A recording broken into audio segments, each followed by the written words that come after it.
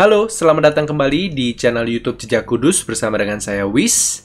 Di dalam video kali ini, aku ingin menanggapi perbincangan antara Daniel Mananta dan juga Dena Rahman di acara YouTube channel Daniel Tetangga Kamu.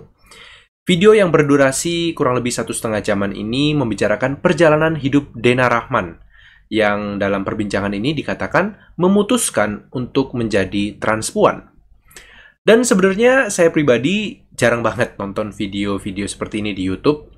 Namun hari Minggu kemarin, istri saya mengirimkan video ini kepada saya dan bertanya, emang sebenarnya apa sih ajaran gereja Katolik tentang transgender?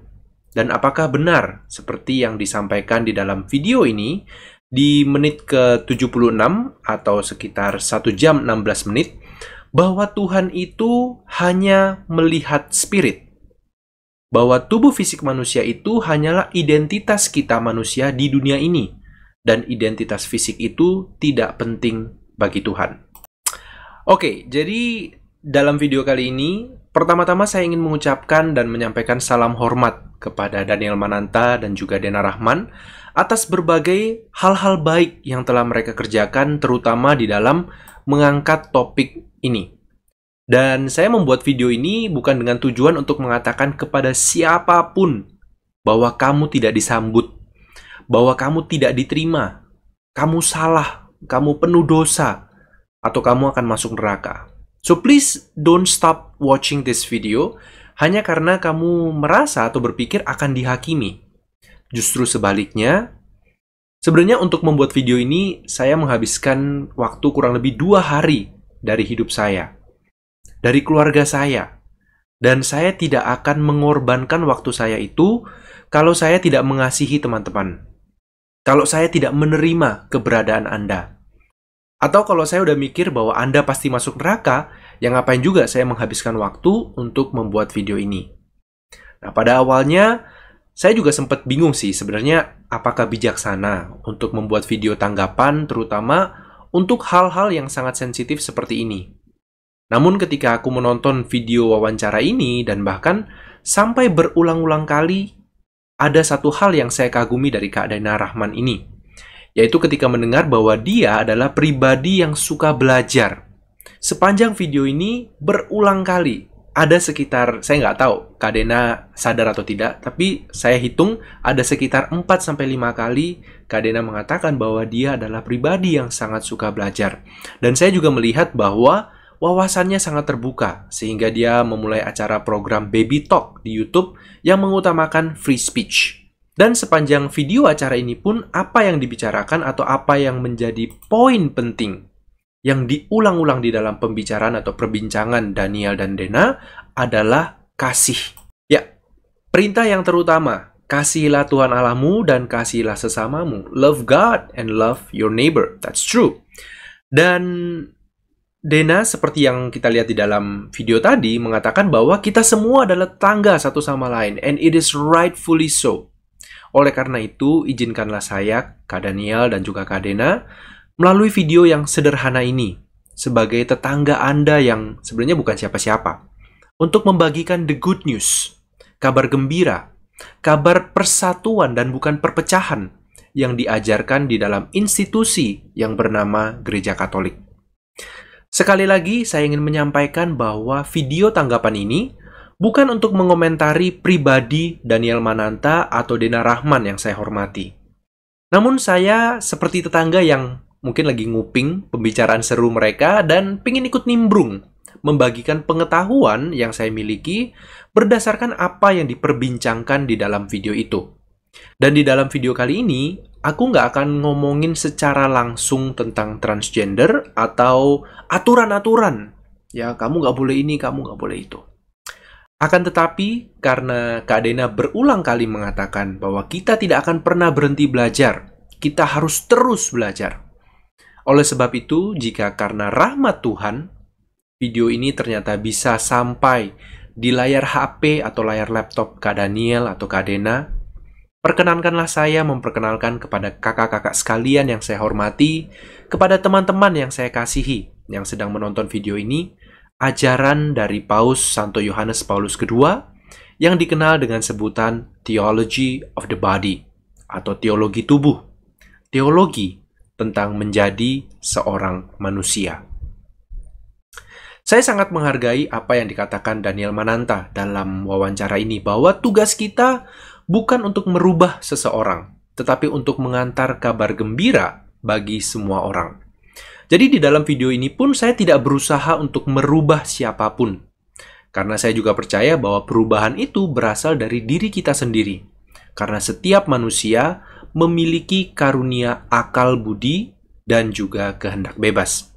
Mengapa saya menyarankan buku ini, baik kepada Kak Daniel atau Kak Dena, dan juga teman-teman yang menonton video ini, adalah karena Santo Yohanes Paulus II di dalam buku ini akan menunjukkan kepada kita rencana Allah yang begitu indah bagi manusia, bagi tubuh dan jiwanya. Jadi bukan hanya untuk jiwa, untuk roh atau spirit kita.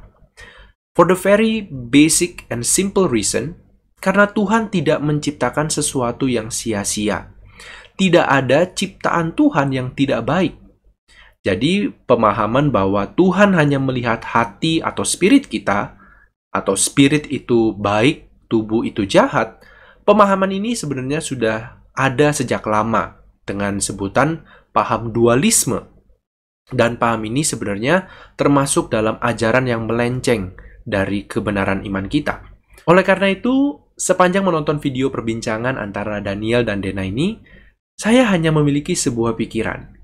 You're almost there, atau you're halfway there. Saya sangat senang mendengar bahwa Dena bisa menemukan sebuah tujuan dalam perjalanan hidupnya, bisa mengalami pengalaman iman yang indah, dan bisa membagikan kesaksian akan baik dan indahnya rencana Tuhan untuk hidup kita. Yaitu Tuhan ingin bersatu dengan kita manusia ciptaannya. Akan tetapi disinilah sepertinya ada persimpangan dengan apa yang diyakini oleh Dena sekarang, dengan apa yang diajarkan oleh gereja, dan juga secara khusus oleh Paus Yohanes Paulus II dalam teologi tubuh ini. Bahwa Allah ingin bersatu bukan hanya dengan roh manusia, namun dengan seluruh tubuh dan jiwanya. So I truly believe that the theology of the body is the answer that you are searching for.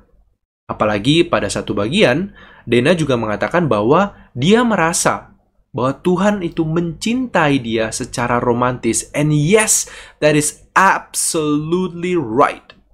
Tidak hanya secara romantis, bahkan secara intim, Allah ingin menjadi satu dengan kita manusia seperti seorang suami kepada istrinya. Beberapa contohnya dari Perjanjian Lama, kita melihat bagaimana Tuhan Allah mengadakan perjanjian dengan bangsa Israel, bukan hanya sebagai Tuhan dan hamba-hambanya, melainkan lebih intim lagi sebagai suami dan istri. Dan di dalam Perjanjian Baru kita pun melihat bagaimana Yesus sebagai Allah yang menjadi manusia pun digambarkan sebagai mempelai laki-laki yang datang untuk menjemput, untuk bersatu dengan kita semua, gerejanya sebagai mempelai perempuan. Oleh karena itu tidak mengherankan jika Dena atau bahkan sebenarnya kita semua seharusnya memahami rencana Tuhan ini. Kita diciptakan bukan hanya untuk memiliki hubungan, namun hubungan yang sangat intim, yang sangat dekat sehingga kita bisa menjadi satu dengan Dia, seperti seorang suami dengan istrinya.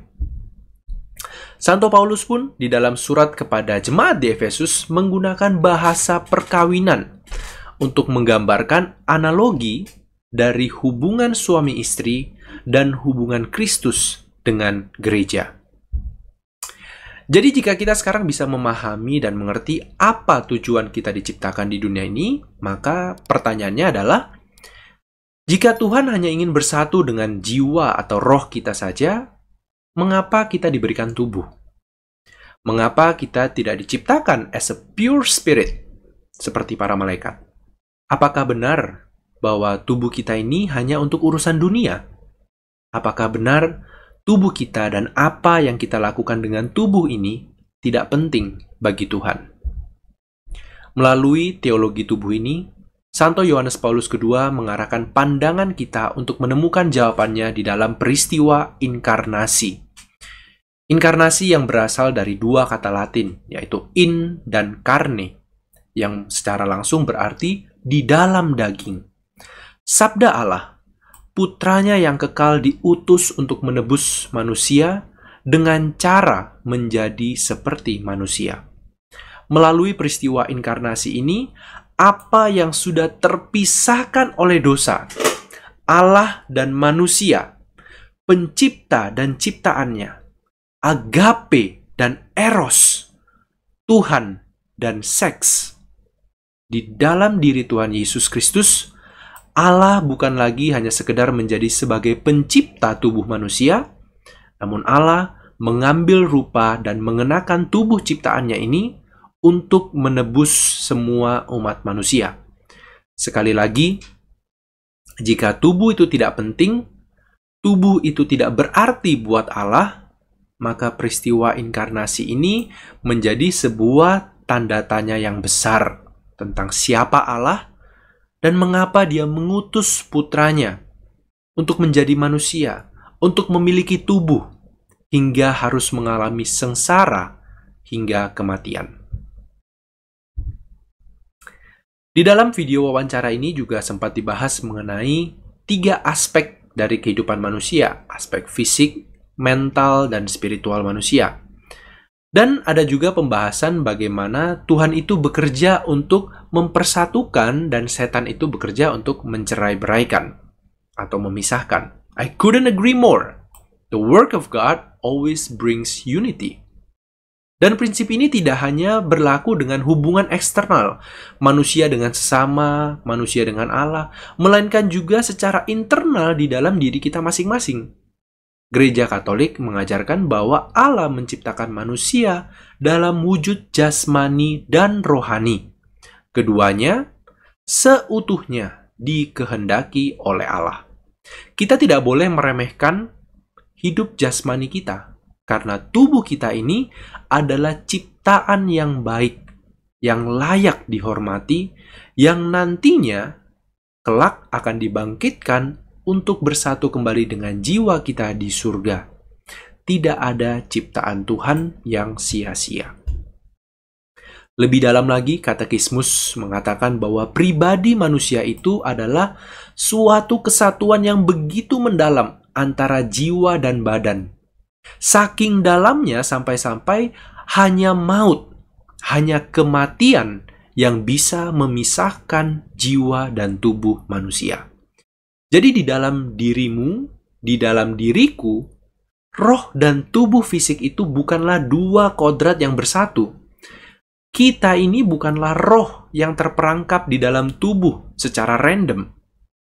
Namun roh dan tubuh adalah satu kesatuan yang membentuk satu kodrat, satu pribadi. Saya adalah Wis.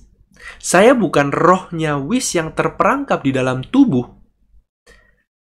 Buat teman-teman yang menonton video ini, apa yang kamu lihat adalah Wis. Saya rasa teman-teman menonton video ini tidak berpikir, oh saya sedang menonton tubuh Wis. That would be very creepy. But saya yakin teman-teman ketika melihat video ini yang Anda pikir adalah saya melihat Wis. Karena tubuh dan jiwa saya adalah satu kesatuan yang tidak terpisahkan. Katekismus di sebelah samping ini mengatakan bahwa jiwa adalah bentuk badan. Artinya, bukan berarti kalau saya gemuk itu karena jiwa saya gemuk. No, that's not the meaning. Artinya, jiwa rohani kita inilah yang membentuk identitas diri kita melalui tubuh dan raga jasmani yang kelihatan ini. Kita menjadi manusia, saya menjadi Wis adalah karena jiwa di dalam diri saya. Ketika jiwa itu pergi, jiwa itu dipisahkan dari tubuh ini, maka tubuh ini tidak lagi menjadi pribadi Wis, tetapi menjadi jenazah. Jadi kesatuan antara jiwa dan badan ini bukan seperti campuran 50-50, 50% jiwa, 50% badan. Namun 100% jiwa terkandung di dalam badan, dan 100% badan mengandung jiwa. Aku adalah aku. Aku sepenuhnya ada di dalam jiwa dan tubuhku. Dan kamu adalah kamu sepenuhnya di dalam jiwa dan tubuhmu. Lalu yang ingin aku bahas selanjutnya adalah bagian perbincangan antara Daniel dan Dena yang tadi aku putar di awal, yang menjadi pertanyaan istriku. Dan mungkin ini juga menjadi pertanyaan bagi orang-orang yang menonton video di YouTube Daniel Mananta. Apakah roh itu genderless? Saya nonton berulang-ulang dalam bagian perbincangan ini dan sepenangkapan saya, Dena hanya mengatakan bahwa ada tertulis di Bible bahwa spirit itu genderless. Jadi tanpa mengetahui kutipan ayat yang jelas dari kitab apa, ayat berapa, kita tidak bisa melihat konteks dalam ayat yang dimaksud. Namun untuk meluruskan statement tersebut, apakah roh itu genderless? Jawabannya tergantung. Roh yang mana dulu yang dimaksud? Roh Kudus, malaikat, atau roh manusia? Kalau roh kudus atau Allah itu sendiri, ya tentu saja Allah itu genderless. Namun bukan karena gender itu nggak penting, tetapi karena Allah transcends atau berada di atas gender. Gender itu adalah klasifikasi untuk manusia ciptaannya, bukan untuk pencipta. Justru Allah menciptakan gender, pria dan wanita, agar supaya keduanya bisa menjadi satu daging. Dan persatuan antara suami dan istri itulah yang akan menjadi tanda untuk mengarahkan pandangan kita untuk melihat misteri kehidupan Allah Tritunggal. Lalu yang kedua, malaikat. Yap, malaikat itu genderless, karena malaikat tidak memiliki tubuh. Gender itu sekali lagi termanifestasi melalui tubuh. Jadi pure spirit seperti malaikat yang tidak memiliki tubuh, tidak memiliki gender. Yang terakhir, roh manusia. Nah, jika kita ingat apa yang sudah aku tampilkan di slide sebelumnya, bahwa tubuh dan jiwa manusia itu adalah suatu kesatuan yang tidak terpisahkan. Dan jiwa manusia itulah yang membentuk tubuh dan identitas diri manusia. Jadi, jika kamu melihat tubuhmu saat kamu dilahirkan adalah tubuh laki-laki, maka jiwamu pun adalah laki-laki. Jika tubuhmu saat dilahirkan adalah perempuan, maka jiwamu adalah perempuan. Salah satu alasan atau argumen yang sering didengar dari teman-teman transgender adalah mereka merasa jiwa mereka itu tidak sesuai dengan tubuh fisik mereka. Dengan kata lain, kalau saya punya tubuh laki-laki, maka jiwa saya itu bisa berbeda. Mungkin laki-laki, mungkin perempuan, atau bahkan sekarang ada growing belief that maybe there's something in between. Secara ilmu pengetahuan tentang kejiwaan, istilah medis yang digunakan untuk fenomena ini adalah gender dysphoria.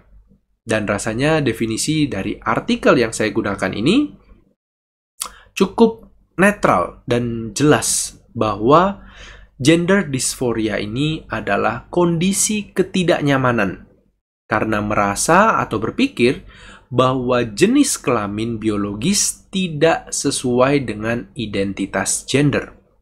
Sekali lagi, yang tidak sesuai adalah jenis kelamin biologis dengan identitas gender. Nah, apa itu identitas gender?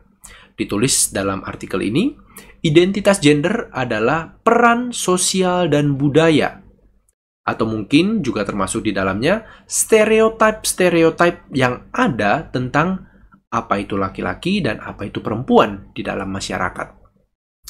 Apa yang ingin aku tunjukkan di sini adalah ketidaknyamanan itu sumbernya bukan pada perbedaan antara jiwa, roh, dan tubuh biologis. Karena tubuh dan jiwa itu adalah satu kesatuan yang tidak terpisahkan. Unless, kecuali, satu-satunya penyebab hal itu bisa terjadi adalah jika kita percaya bahwa Tuhan bisa melakukan kesalahan. Bahwa Tuhan telah melakukan kesalahan saat menciptakan jiwa perempuan dan menempatkannya di dalam tubuh laki-laki atau sebaliknya. Namun aku yakin Anda yang menonton video ini, kita semua pasti percaya bahwa Tuhan Allah kita tidak pernah berbuat kesalahan. Semua yang terjadi pasti ada alasannya. So if you're struggling with this, I'm not here to tell you that it's not real, that it's just in your head. Oh, I believe that it's very real. Namun aku juga percaya bahwa melakukan operasi untuk merubah organ kelamin, untuk merubah tubuh biologis, bukanlah solusi atau jawaban dari masalah ini. Karena justru hal itu akan membuat perbedaan antara tubuh yang sudah dioperasi dengan jiwa Anda, dengan bagian terdalam di diri Anda. Terakhir, jika Anda masih bisa bertahan sampai di bagian ini, syukur pada Tuhan. Dan di sini aku ingin menunjukkan perbedaan yang seringkali menjadi kesalahpahaman di dalam diri kita. Bahwa kita merasa apa yang menjadi pikiran kita, apa yang kita pikirkan, apa yang kita rasakan itu adalah jiwa kita. Jadi jika aku merasa atau aku berpikir bahwa aku adalah seorang anak-anak, berarti jiwa di dalam tubuhku ini adalah jiwa anak-anak yang terperangkap di dalam tubuh orang dewasa. Penjelasan Santo Thomas Aquinas ini mungkin bisa meluruskan kesalahpahaman ini, bahwa pikiran dan kehendak, intellect and appetitive will are the power, not the essence of the soul. Jadi pikiran dan kehendak kita itu adalah fungsi dari jiwa, bukan esensi dari jiwa itu sendiri. Dan karena dosa asal, akibatnya atau konsekuensinya adalah these powers of the soul are distorted by concupiscence. Jiwa kita telah ditebus dan diselamatkan oleh sengsara, wafat, dan kebangkitan Kristus. Dan kita telah menerima rahmat pengudusan ini saat kita dibaptis. Akan tetapi, selanjutnya di dalam hidup kita, setelah kita dibaptis sampai akhir hidup kita nanti, kita masih harus terus berjuang melawan keinginan daging dan hawa nafsu yang tidak teratur. And by the way, ini berlaku untuk semua orang. Konkupisensi itu tidak diskriminasi hanya untuk teman-teman LGBT. Tetapi semua orang memiliki konkupisensi. Semua orang harus berjuang melawan gangguan dalam pikiran dan kehendaknya yang tidak teratur. Mengapa kamu memiliki gangguan itu? Mengapa saya memiliki gangguan ini? Hanya Tuhan dengan segala kebijaksanaannya yang tahu alasan dari semua hal ini. Saat ini tugas kita adalah untuk berjuang dan untuk percaya, meski kita belum bisa memahami semua rencananya. So let me close with the words of affirmation from Dena Rahman. You are enough. You are loved. You are precious. Your soul is precious. Your body is precious. God accepts you. So let us also accept the cross that God has designed for us. God loves you. So let us love what God has created, our body and our soul. Semoga video ini bisa menjadi awal dari good news, kabar baik buat semua teman-teman yang ingin mencari makna hidupmu, yang bertanya-tanya mengapa saya diciptakan seperti ini. Namun saya menyadari bahwa dalam segala keterbatasan, penjelasan dalam video ini tentunya tidak akan bisa menjawab sepenuhnya pertanyaan-pertanyaanmu. Akan tetapi, satu hal yang pasti, untuk teman-teman yang merasa tersingkirkan, yang merasa ditolak oleh gereja atau agama manapun, saya minta maaf jika kami umat Kristiani, dan saya termasuk di dalamnya, telah seringkali gagal untuk menjalankan apa yang diajarkan oleh gereja. Saya tidak bisa mengontrol apa yang berada di luar kendali saya, namun yang bisa saya lakukan adalah platform ini. Saya dan channel Jejak Kudus ini ada di sini untuk berjalan bersama dengan teman-teman. Jika Anda ingin berbincang-bincang, ingin mengeluarkan keluh kesahmu, akun Instagram Jejak Kudus selalu terbuka untuk Anda. Akhir kata, sekali lagi salam hormat saya untuk Daniel Mananta dan juga Dena Rahman yang telah mengangkat topik yang luar biasa ini dan yang telah menginspirasi saya pribadi untuk ikut membuka ruang dialog, ruang persahabatan bagi semua orang, semua tetangga tanpa terkecuali. Terima kasih banyak Kak Daniel dan juga Kak Dena. Jika video ini bermanfaat untukmu, saya mohon dukungannya untuk menekan tombol subscribe, like, dan juga share untuk membagikan video ini kepada saudara dan juga sahabat-sahabat di komunitasmu. Terima kasih, Tuhan memberkati.